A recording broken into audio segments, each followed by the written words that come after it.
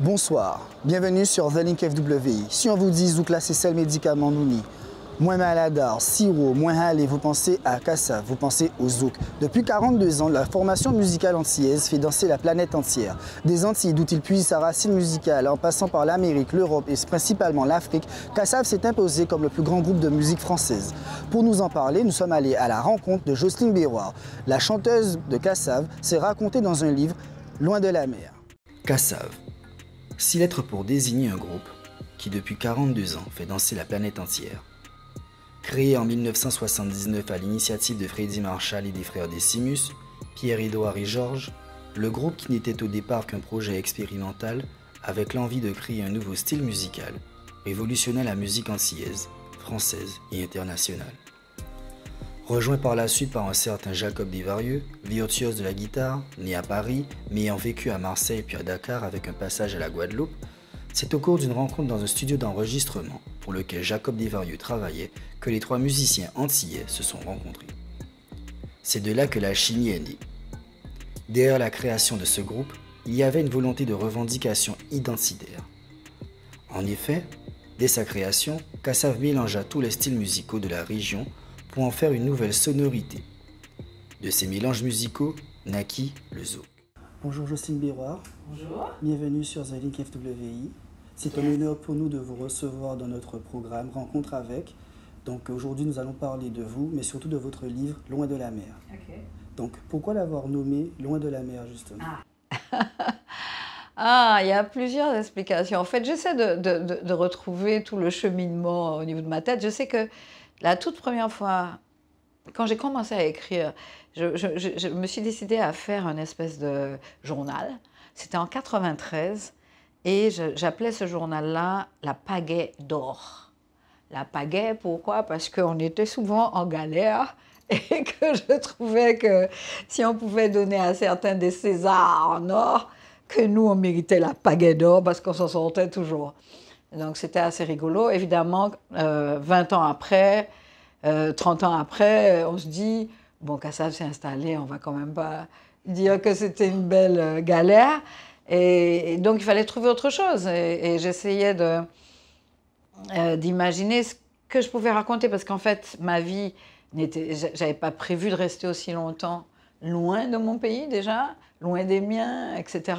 Donc, c'était loin de la mer, loin de la mer avec des vagues. Et puis un jour, je me suis dit, ouais, l'apostrophe AMER. C'est quand le livre était quasiment fini. Donc, je savais ce que je racontais dans ce livre et je me suis dit que l'apostrophe AMER, c'était quand même un peu plus intense. Parce que justement, ça raconte que cette vie-là, qui n'est pas une vie hyper facile, hyper imaginée avant, je veux dire, on pouvait perdre du temps à être aigri, à en vouloir aux gens, etc., alors qu'on traçait. On avait décidé d'avancer et on avançait. Et il ne fallait surtout pas que les sentiments négatifs nous maintiennent sur place, tout simplement. Et comment se passe cette promotion? Dans combien de pays ou territoires avez-vous prévu d'aller?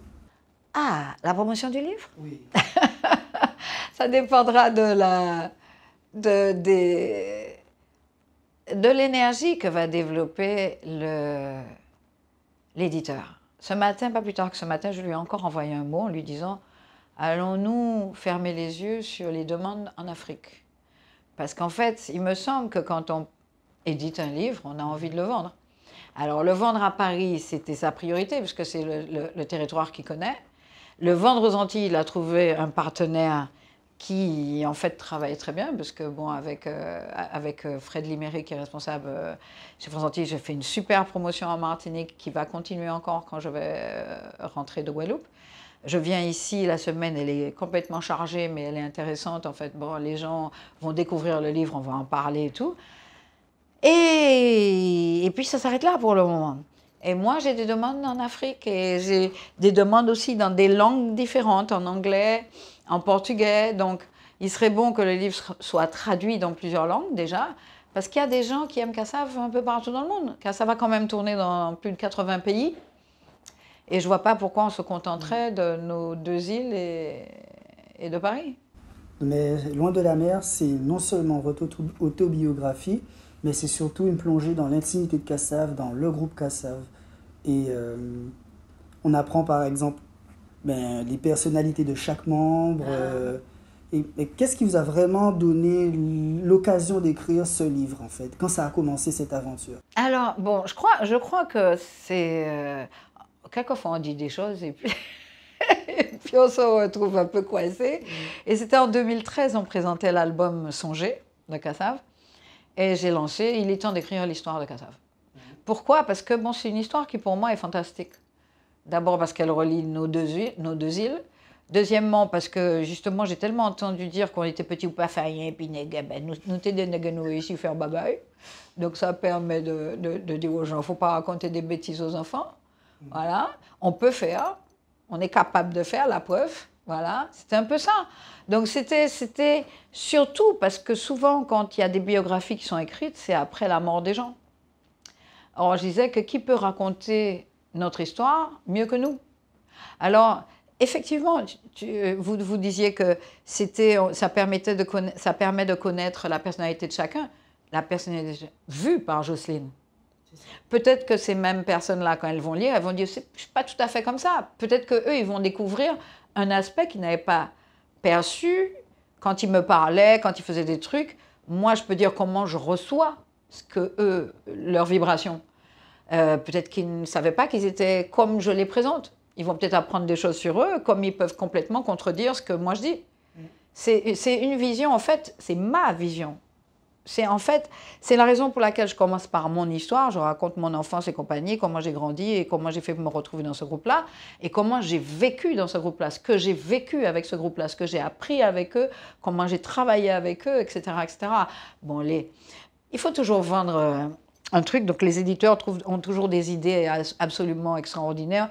Quand il écrit « Comment Kassav créa le zouk », ça doit pouvoir attirer le public. Mais en fait, c'est mon récit de vie qui se fond dans l'histoire de Kassav. Et donc, je suis obligée de raconter l'histoire de Kassav. Mais c'est ma vision. Et si Jean-Philippe, Jean-Claude ou Georges écrit son livre, ils vont, eux, donner aux gens peut-être leur cheminement avant Kassav, comment ils ont pu se sentir bien dans Kassav. Par exemple, Jean-Claude, c'est quelqu'un qui dit souvent « je suis un solitaire ». Et comment a-t-il fait pour être avec un groupe? C'est qu'il y a eu quelque chose qui l'a retenu là. Voilà. Quelqu'un, quelque chose, une raison quelconque. Mais en fait, je crois que cette histoire-là, quand elle démarrait, tous, on a été passionnés par les promesses, en fait, que nous donnait Kassav, quoi. Ce qu'on a senti. On se disait, mais c'est là qu'il faut être, parce que ça qu'a crié nous. C'est là nous bien, tu vois. Donc et moi, je pense que c'est ça, c'est cette histoire extraordinaire de gens qui ne se connaissaient pas nécessairement avant, qui se retrouvent pour un projet, un grand rêve, un grand rêve. Et ce rêve-là, on l'a partagé, et ce rêve-là, on s'est donné les moyens d'arriver au bout de ce rêve-là. Voilà. Est-ce que vous imaginiez, lorsque le groupe a commencé, qu'il aurait fait tant de choses et surtout créé le dernier grand genre musical du XXe siècle? Est-ce qu'on imaginait ça? Pas vraiment. Je crois qu'on était plutôt dans la recherche. Je crois qu'on était dans le plaisir, en fait, de faire de la musique ensemble. On ne perdait pas de vue le fait qu'il fallait qu'on trouve une formule, qu'on trouve une façon de. Et les musiciens ont vraiment mis toute leur énergie dans ça. Et je crois que c'est... Et moi, à l'extérieur, avec les textes et les machins, etc., je mettais toute mon énergie aussi. Parce qu'en fait, chacun cherchait à être au niveau de l'autre. On considérait l'autre comme étant, pas un génie, mais presque. Il a de belles idées et il fallait qu'on en ait d'aussi belles. Et je crois que c'est ça qui était intéressant. C'est que ça nous motivait, c'est que il y avait un catalyseur, il y avait quelque chose d'extraordinaire qui nous mettait ensemble et qui nous donnait cette envie d'être ensemble, de travailler ensemble, de créer ensemble et pour aller peut-être au-delà de nos espérances même. Voilà. Mais à la lecture du livre, on constate que l'écriture est assez simple.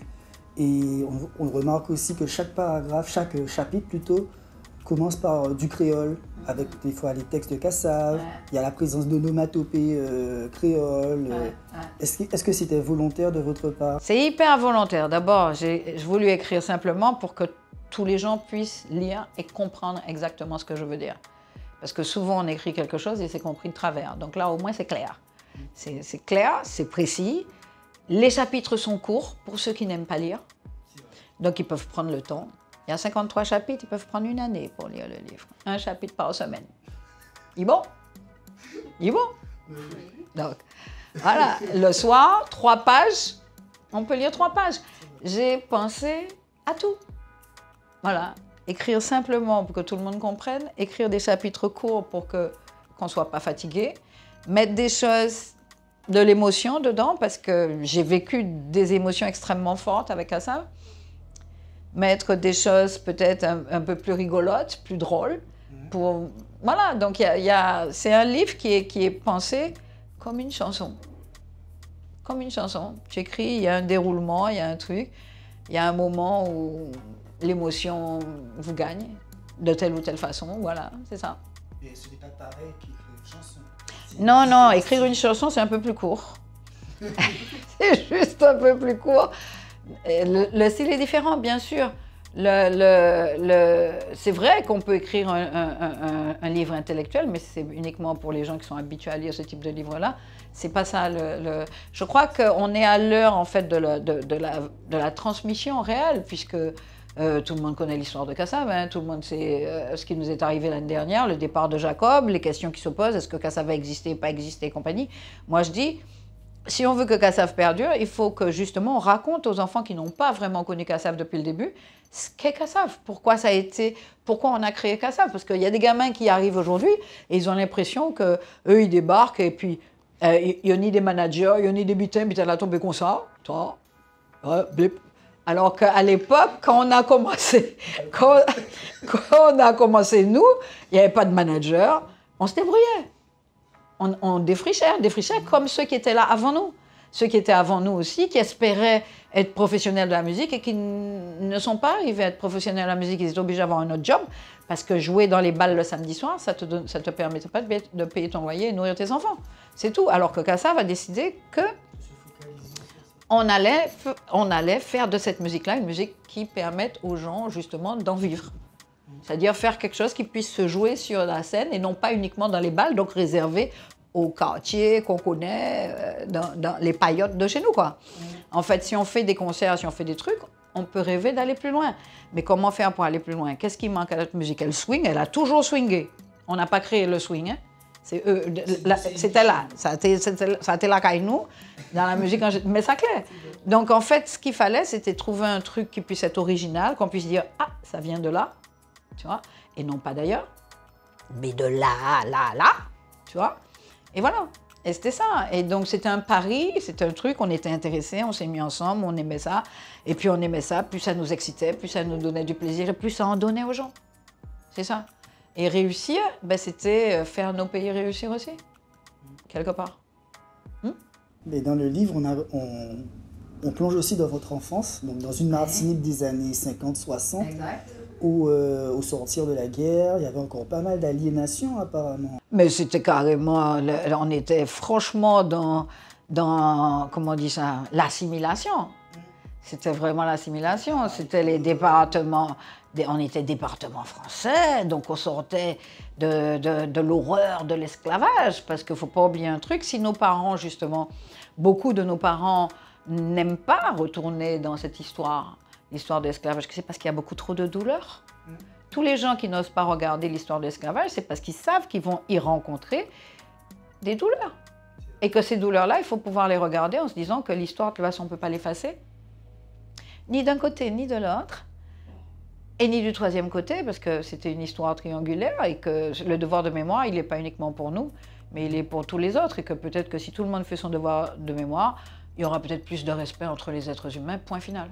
Pour moi, on ne peut pas vivre sans être conscient, si tu veux, de son histoire et des choses qu'on doit réparer déjà de façon personnelle, parce que le tout n'est pas de faire l'état des lieux et de dire en tel machin, en tel machin, en tel machin. C'est moi, où en suis-je moi? Moi. Est-ce que quand je parle, est-ce que quand je réfléchis, je dis ce que l'autre a envie d'entendre ou est-ce que je dis ce que je sens qui est bon de dire pour faire avancer les choses? C'est tout.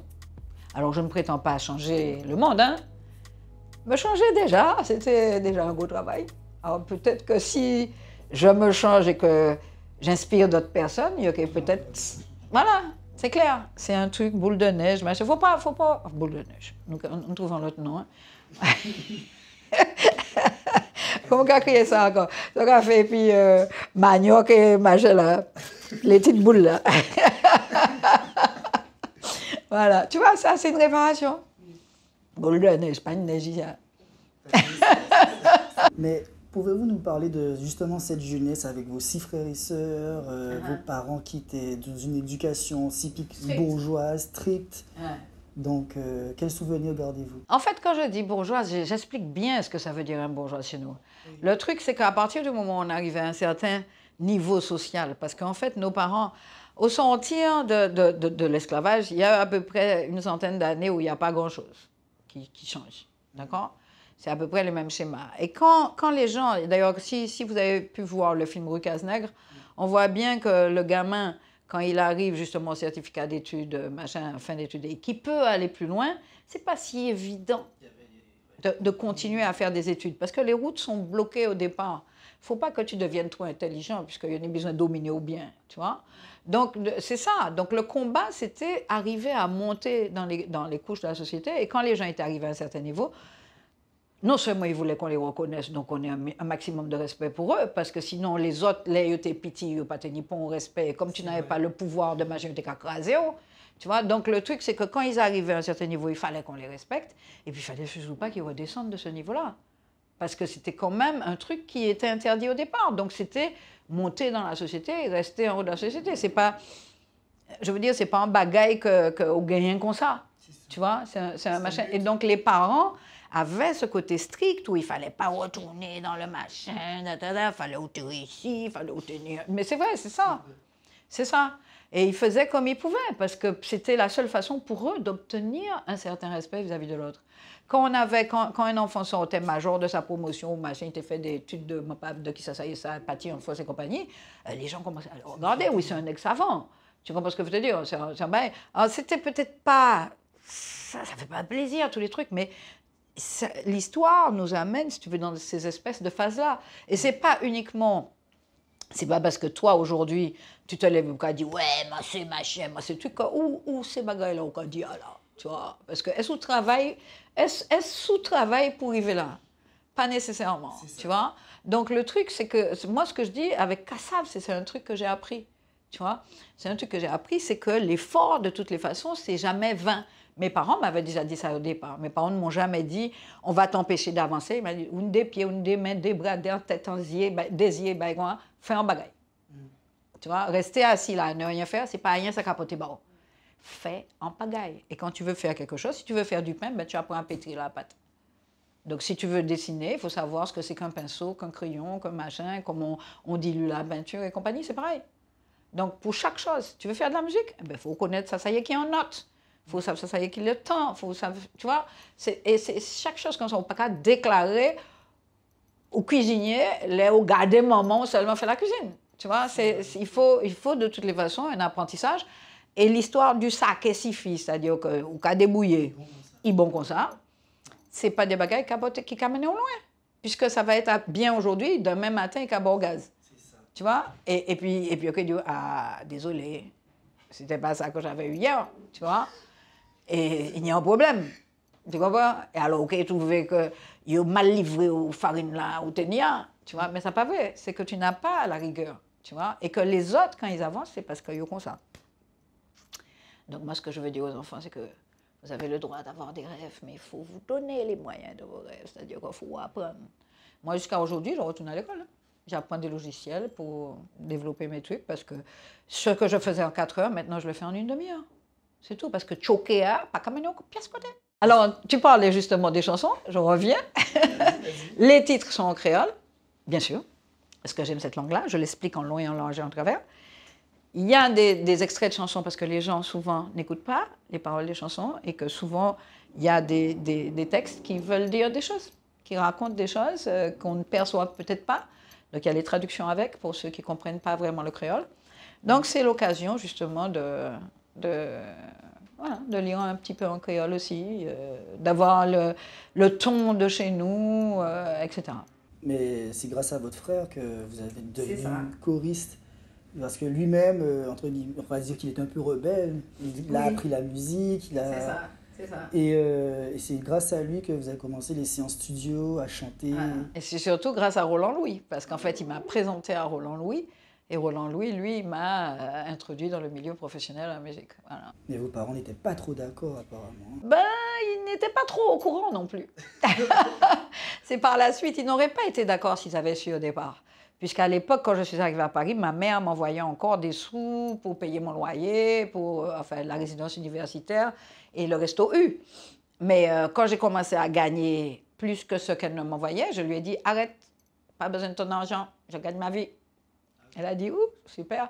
Et à ce moment-là, il ne pouvait plus dire grand-chose puisque j'étais professionnelle. Mais c'est vrai que vous étiez jeune, vous étiez déjà professionnel, vous avez fait des tournées, que ce soit en France ou hors de la France. Vous avez même été en Jamaïque, où vous avez collaboré avec Lee Perry. Quel souvenir gardez-vous de cette jeunesse, de votre entrée dans la musique? En fait, je ne me posais pas de questions. J'étais un petit peu blasée. Moi, je crois que j'étais un petit peu blasée. Je trouvais que ça se passait bien. Et en plus, je dis toujours aux gens, je dis une chose étonnante. Je pense que le fait d'être positive, d'aimer ce que je faisais, toutes les fois où le compte bancaire passait au rouge, je restais sereine. Je n'étais pas en panique.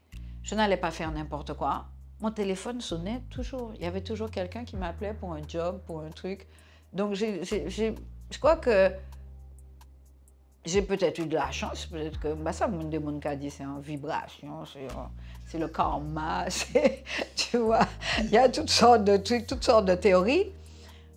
Je pense que ça doit être peut-être vrai. Peut-être que justement le fait que ma façon de penser, ma façon d'être, ne pas être trop en panique. Je vais peut-être être en panique si je suis sur un machin qui va se renverser quelque part. Tu me dis, bon, faut me trouver un côté pour m'accrocher. Tant que je n'ai pas trouvé l'endroit pour m'accrocher, je vais me dire, ouais, je vais tomber. Tu comprends?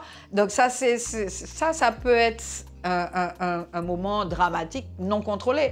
Mais je veux dire, dans la vie, on se dit, bon, de toute façon, on s'y arrive à zéro, à moins de zéro. Il faut y remonter un moment. Donc, on va trouver le moyen de faire remonter.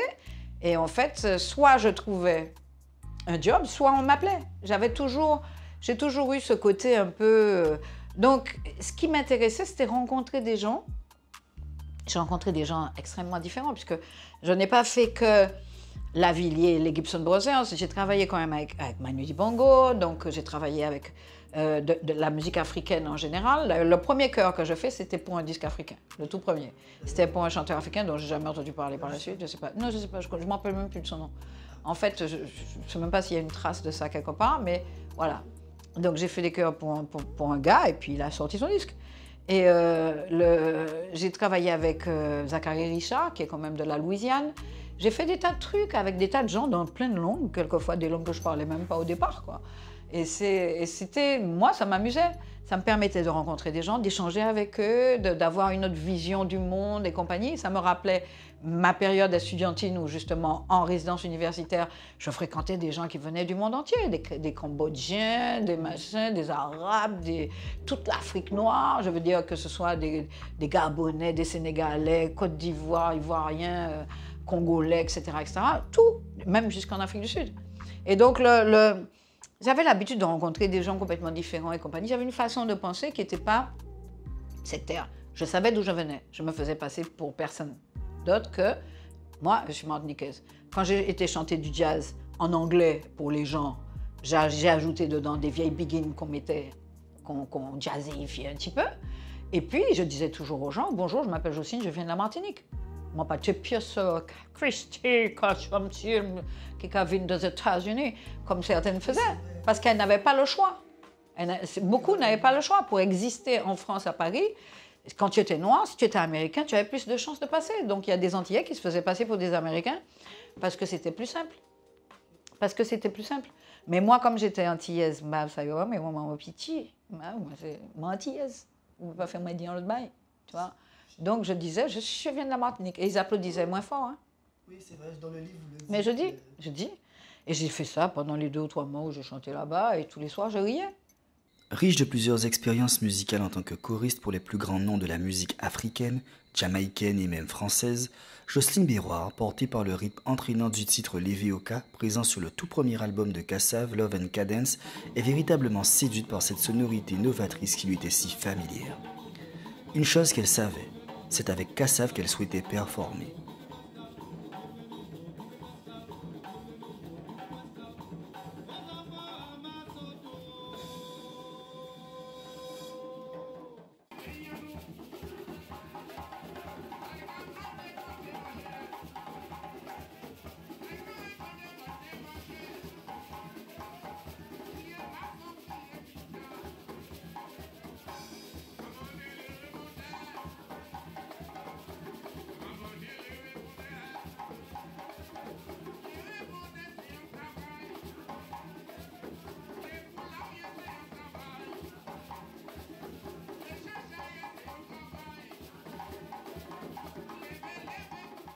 Dans votre ouvrage, vous écrivez Kassav est né des frustrations artistiques de Pierre-Édouard Décimus, bassiste des Vikings de la Guadeloupe, son frère cadet Georges Décimus, également bassiste, et Jacob Desvarieux, guitariste guadeloupéen né à Paris, élevé au Sénégal. Je passe.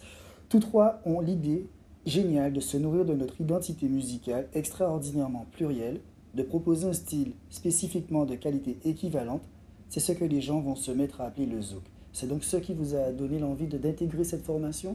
C'est-à-dire que le premier album de Kassav, c'est Love and Cadence. Il y avait la chanson Leveyo, Leveyoka. Et quand j'ai entendu ça, moi j'aimais les musiques traditionnelles chez nous. Belé, Goka, j'aimais ça. J'avais un copain, Luc Bercéjean, il montait à Caen, à Noël, avec son cas, et puis il était quand même bien sans là, quoi. Donc moi j'ai découvert ces trucs-là, les soirées comme ça, parce que je ne sortais pas quand j'étais avec mes parents. Donc j'ai découvert des tas de choses, si tu veux, des Antilles, quand j'étais en résidence universitaire avec les copains guadeloupéens, martiniquais, etc. Je fréquentais toutes sortes de gens. Donc la musique elle-même, Goka, machin, ça me parlait. Et quand j'étais à Paris, que j'ai commencé à faire de la musique, je chantais surtout les chansons traditionnelles Biguine, Mazioka, qui étaient plus du folklore. Qui étaient quelquefois jazzéifiés, donc machin. Mais si tu veux, le Goka, le belé, ça y était pas. Donc en fait, moi, je voulais retourner, si tu veux, aux musiques qui étaient un peu plus roots. Et quand j'ai entendu Leveyo, Leveyoka avec la musique, la rythmique derrière, moi, c'est là que je veux aller. C'était ça me parlait. Parce qu'en fait, j'avais travaillé avec des tas de gens, je connaissais la musique américaine, il y avait un petit fond un peu funky, machin, etc.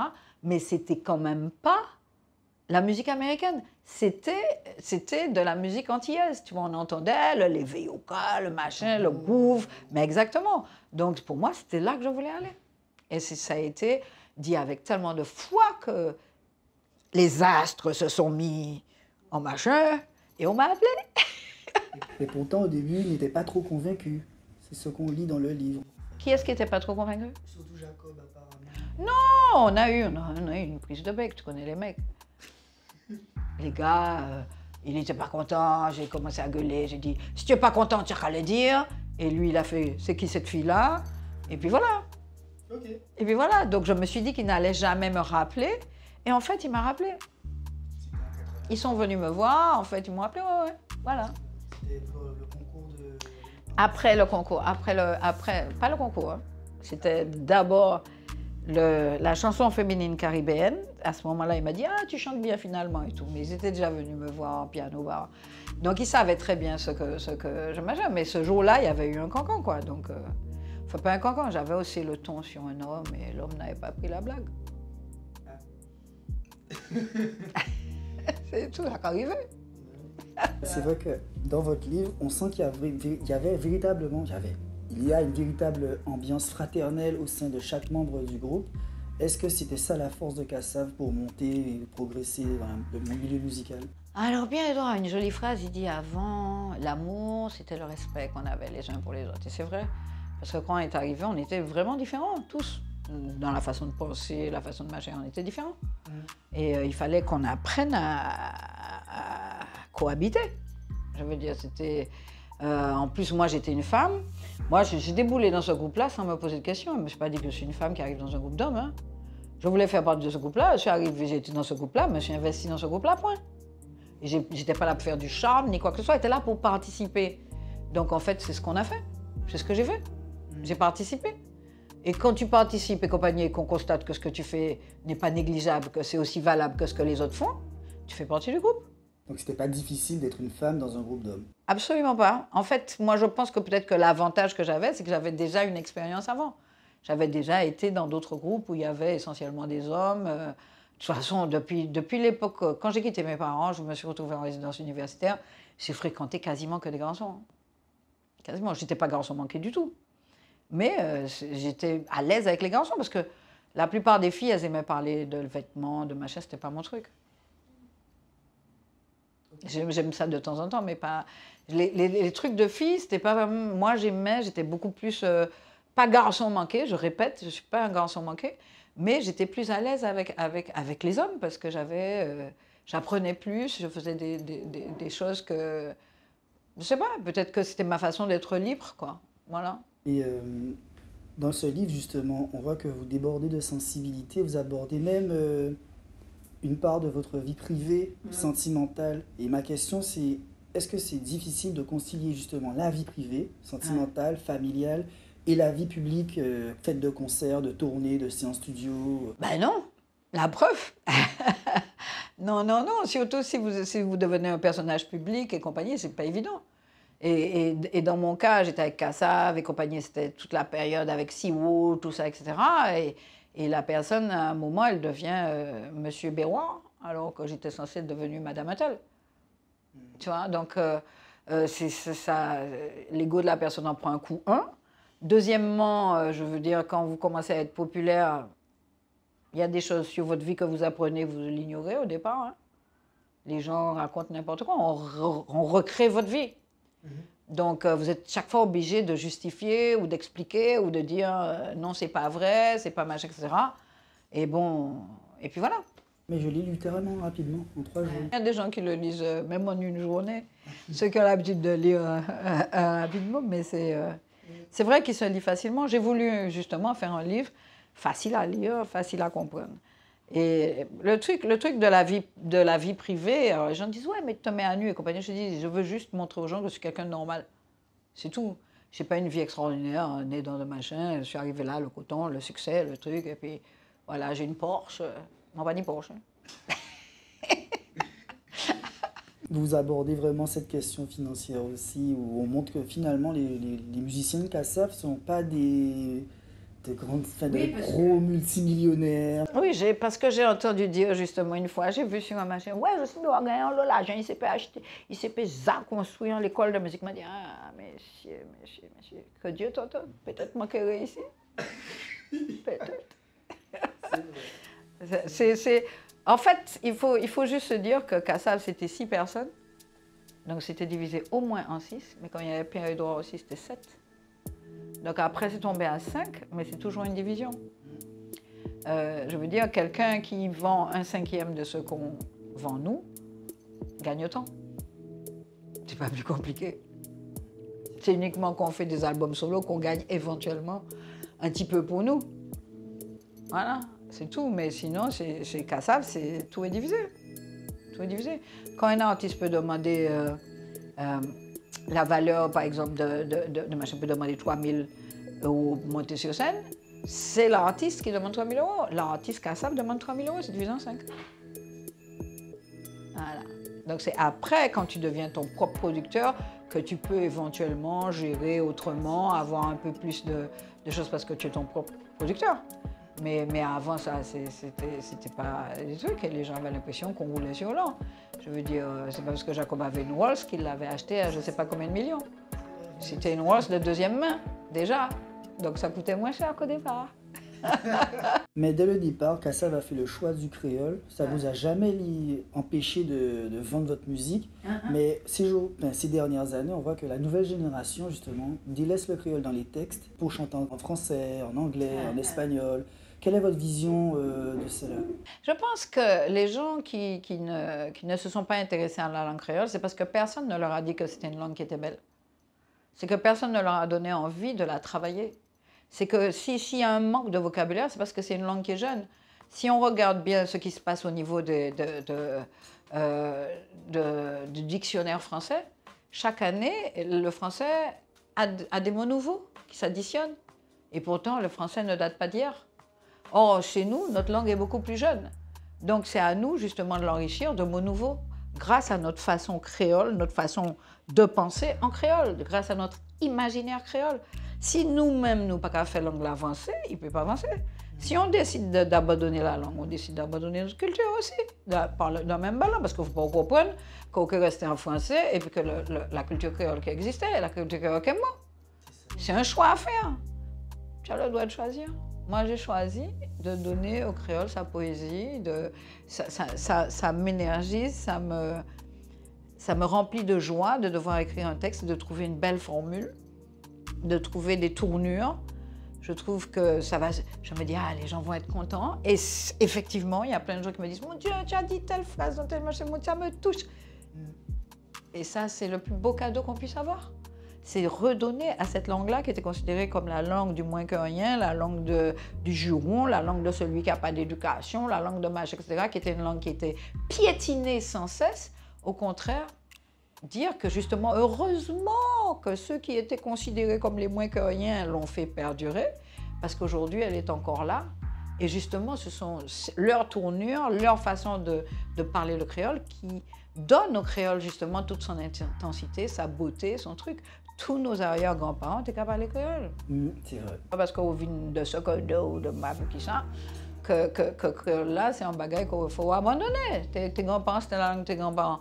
Si maintenant tu es allergique à ça, tu as le droit. Hein, tu as le droit. Va apprendre l'espagnol, le français, l'anglais, ça que tu veux. Tu vois, mais on t'a dit langue t'as belle et garçon, hein, ça a vraiment un beau son. On s'extasie sur le son du brésilien, machin, etc., de l'espagnol, du truc. Mais extasie toi aussi de la même manière sur le son de ta langue.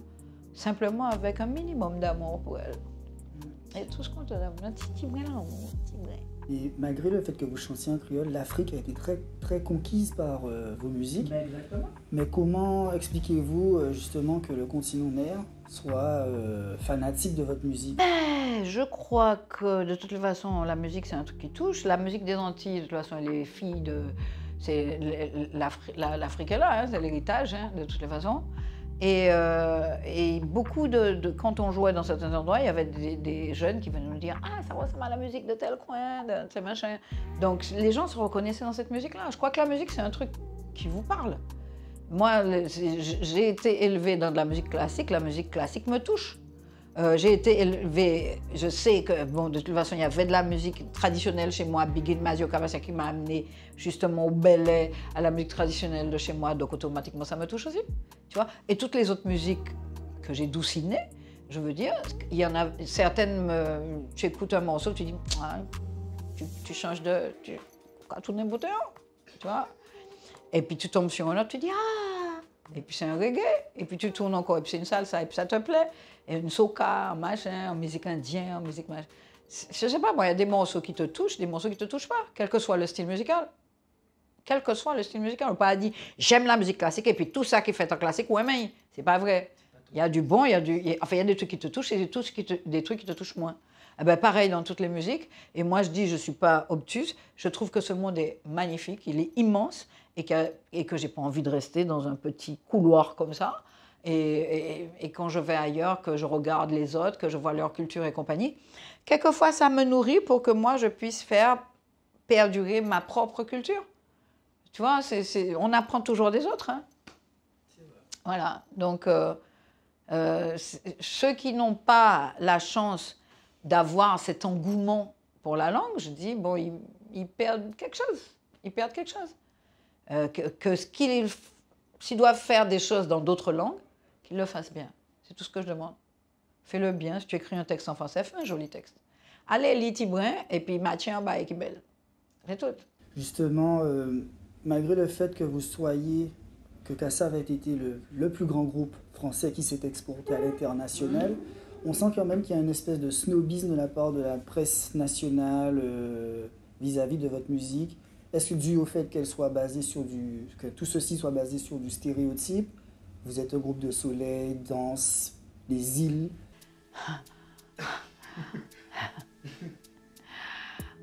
Un jour, ils sont bons.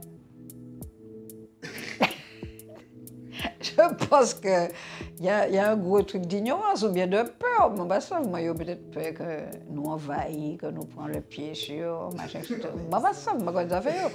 Mais le truc, le reggae en Angleterre, peut-être qu'au début, les gens étaient comme ça, et puis ils ont vite compris, et puis eux-mêmes, ils utilisent le reggae. Je veux dire, ça a été... Je sais pas, moi, je suis pas dans la tête des gens, et je me dis que, de toute façon, leur façon de faire ne doit pas me freiner.